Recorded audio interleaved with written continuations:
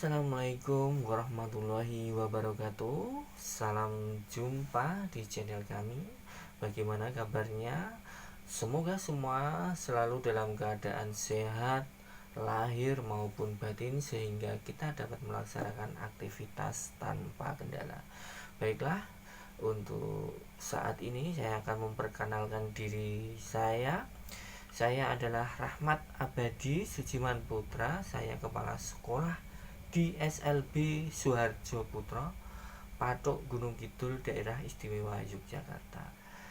Baru-baru ini pemerintah, khususnya Kementerian Pendidikan, sedang melakukan perbaikan dalam sistem pendidikan kita, yaitu dengan menyesuaikan kurikulum yang sudah ada dengan kurikulum merdeka.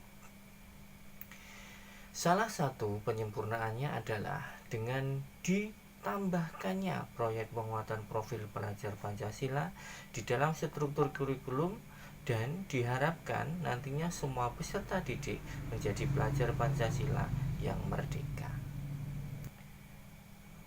Pertama kali kita sebagai sekolah penggerak ketika akan menentukan tema dan jenis proyek itu tidak mudah, karena kita takut proyek tidak akan berhasil sukses. Walaupun sebenarnya keberhasilan pelaksanaan proyek tidak tertuju pada hasil material, akan tetapi adalah pengalaman yang didapat oleh peserta didik selama proses berlangsungnya proyek.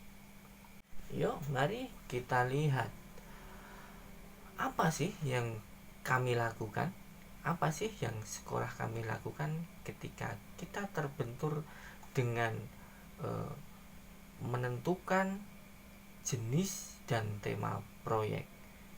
Yuk, kita ikuti langkah-langkahnya.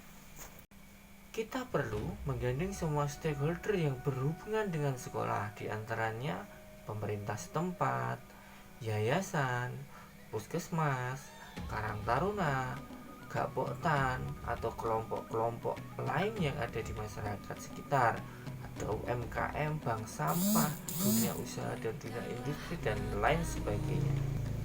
Kemudian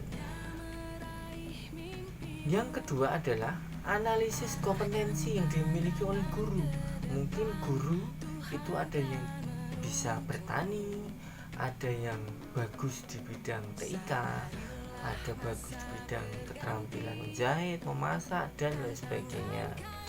Kemudian analisis pekerjaan orang tua siswa. Misalnya ada yang orang tuanya adalah petani, ada yang bengkel, ada pedagang, pegawai, dan lain sebagainya. Kemudian analisis karakteristik lingkungan sekolah. Misalnya di lingkungan sekolah adalah pertanian, kemudian pariwisata, ataupun juga industri. Kemudian yang berikutnya adalah tentang sarana dan prasarana yang dimiliki sekolah. Berikut ini adalah grafik persentase dari beberapa item yang sudah kita pelajari di depan.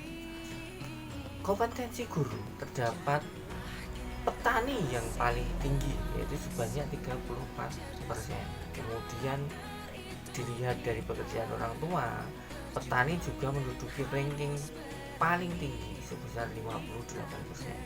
Kemudian selanjutnya tentang karakteristik lingkungan, ini juga menduduki presentasi yang paling banyak. Kemudian jika dilihat dari karakteristik lingkungan, pertanian juga menduduki presentasi yang paling banyak. Hanya pada item sarpras, pada bidang pertanian paling kecil presentasinya, karena kita memang sudah tidak punya lahan untuk kegiatan pertanian. Lahan yang kita garap saat ini adalah lahan milik penduduk setempat yang kita pinjam. Kemudian dapat kita simpulkan bahwa pertanian paling dominan dalam analisa sederhana ini, dan tentu bisa disimpulkan bahwa pilihan pertama bentuk kegiatan proyek adalah pertanian. Dan mungkin akan lebih baik lagi ketika untuk mendapatkan jenis proyek itu adalah dengan analisis SWOT. Baiklah, terima kasih bagi yang sudah menonton. Semoga semua selalu dalam lindungan Tuhan Yang Maha Esa. Sampai jumpa di video-video berikutnya. Wassalamualaikum warahmatullahi wabarakatuh. Kita belajar Pancasila, kita bernafas dalam sila-silanya. Kita belajar Pancasila, ayo kita jaga untuk Indonesia. Kita belajar Pancasila, kita bernafas dalam sila-silanya. Kita belajar Pancasila, ayo kita jaga untuk Indonesia.